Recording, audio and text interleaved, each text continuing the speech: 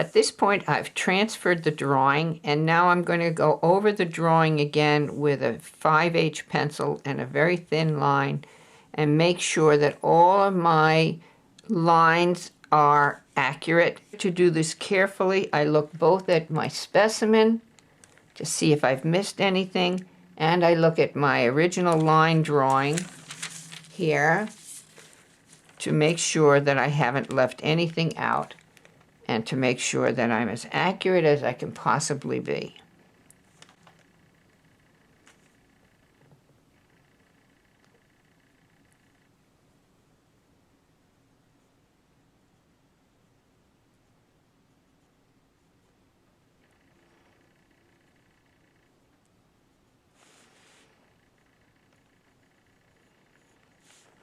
Remember, the front of the blade goes over the midrib, so those fine details have to be taken into consideration.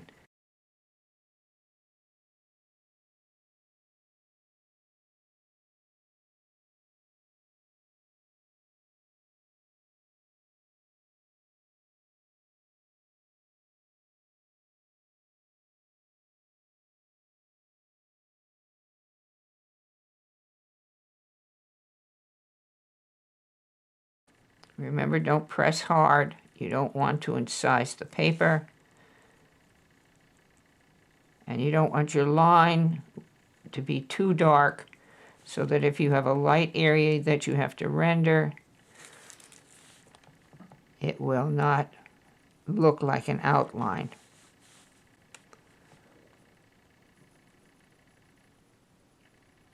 And keep your pencil really sharp so that the line that you create is nice and thin.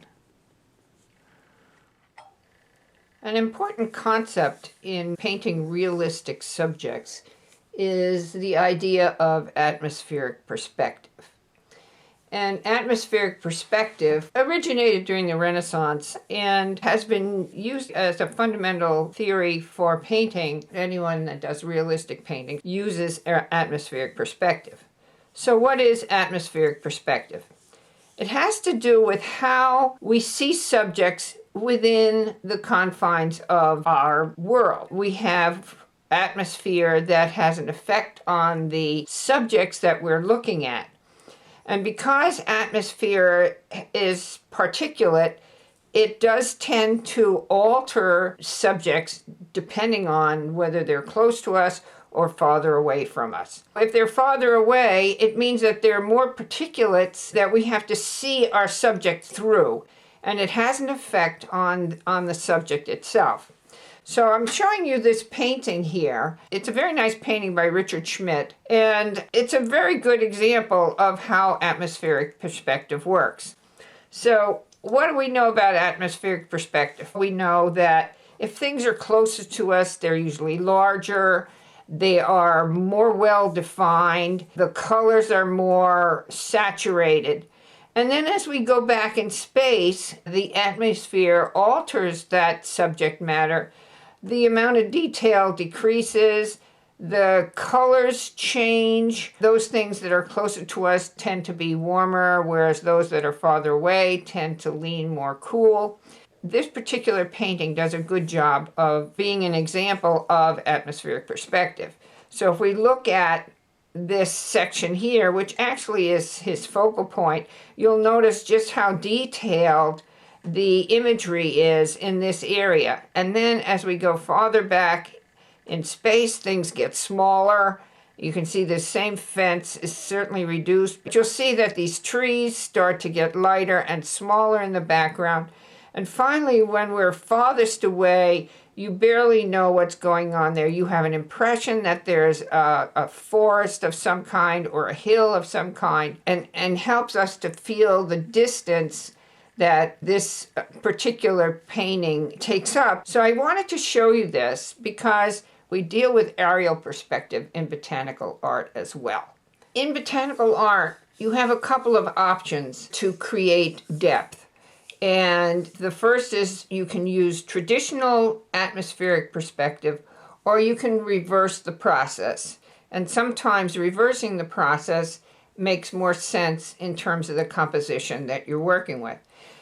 Mainly because we're working with a very shallow depth of field. We're not dealing with miles of distance between the front part of our painting and the back part of our painting. We're dealing with a matter of inches.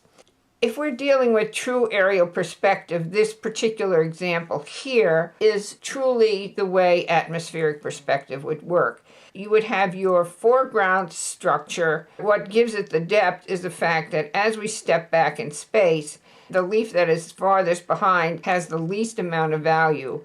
And then as it steps forward, we see more emphasis. Now, in this case, this is exactly the reverse of atmospheric perspective, and yet it gives you the same sense of depth that you would get using traditional atmospheric perspective. Often the leaves in the background, based on shadow or based on what the front subject is, it is sometimes better to do the background materials darker than the foreground materials. But you'll notice that there's far less detail, whereas here you have more gradation of tone, more variation of the subject matter. Now it is time to go back to our drawing.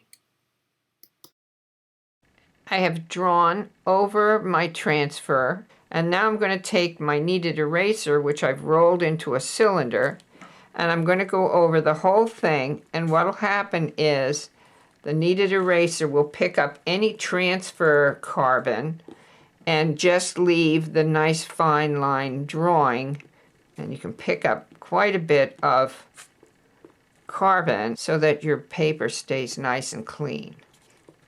You can probably start wherever you like. Just make sure you have something under your hand while you are working so that you don't smudge your page. So this first one I'm going to do with a 5H. And basically I'm going to match the value of the line that's being used as a guide.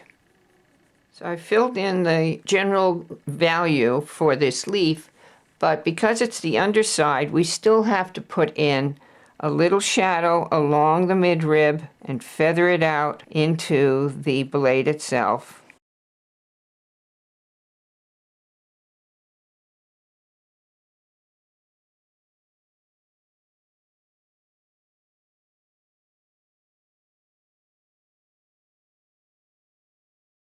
This is going to be a gauge for how light you're going to go. Now the next thing I would do is the stem, and I'll start with the 5H and put in a flat tone.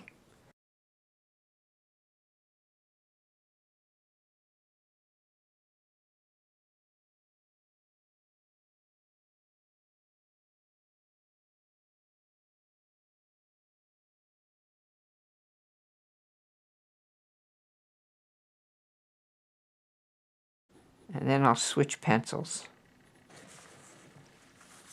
All right, I'm going to switch to a 4H.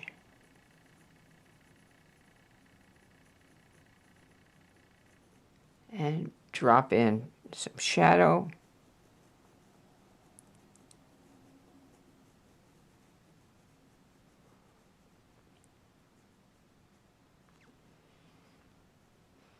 And because this is such a thin branch, one side is almost just a line of dark.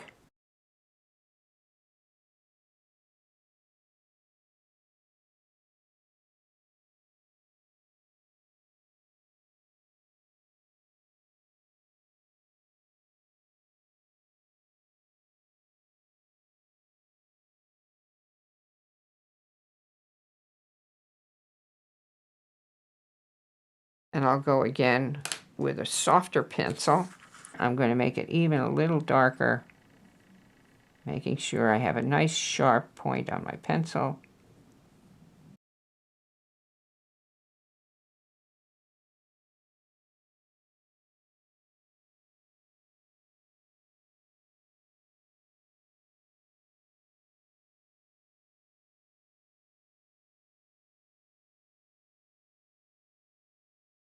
And up here, where this branch goes under the leaf, we want to put a little shadow. So this, you start to lose the highlight and then fade it into the highlight. And then it starts to look dimensional. The same is true here, just a little bit, not as much as on the other side, but just so that you get a sense that this is going behind this leaf. The next leaf that I'm doing, which I've started, is this very front leaf, which is going to be one of my darkest leaves, but I'm still going to start with a 5H pencil and get a nice even tone all over the entire leaf before I do anything else. So I'm almost finished with putting in a nice even tone as my base value for this leaf. So I'm going to switch to a 4H pencil, and I'm going to put another layer of value right up against that guideline, but still nice and flat. And this will give me my second layer of value for this leaf.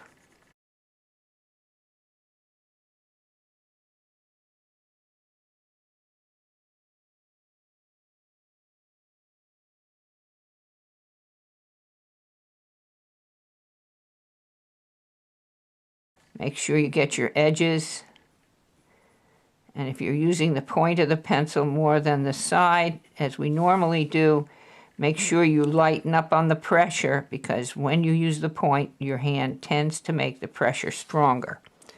Go slowly and keep it nice and even.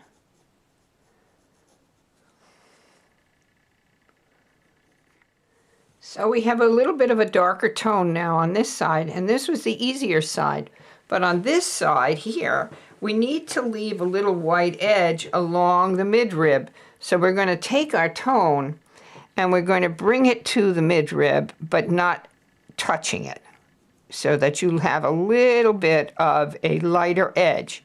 Now it's going to look much lighter once we start putting in darker tones. So even though we've got a value on there already, we may at some point have to put more value into that, but we'll wait and see what happens, and we can much better decide whether or not that edge needs to be darkened down or not. Now this midrib does taper, and by the time we get it down to the tip of the leaf, it will be like a hair thin. So you're going to have to slowly make it thinner and thinner and thinner. So that'll be our first layer on this side. And then the other thing we'll have to do on this side is leave a little bit of an edge, because we see the thickness of that leaf on the left-hand side. We'll leave a little edge on this side, and we'll leave a little edge on the other side. When you get to these edges, you have to really slow down and control that stroke. You can't go too fast.